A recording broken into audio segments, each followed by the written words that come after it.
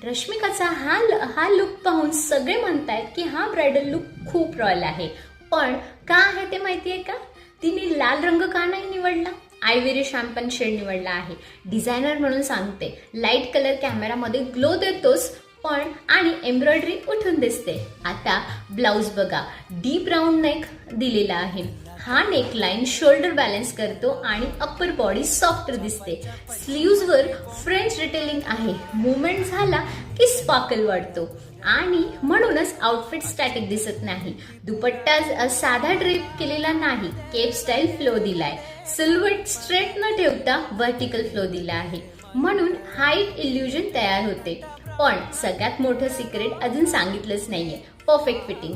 Outfit कितीही expensive असो, fitting चुकीची असेल तर रॉयल दिसत नाही. रॉयल दिसायचं असेल तर फक्त ट्रेंड नाही, स्ट्रक्चर समजून घ्या.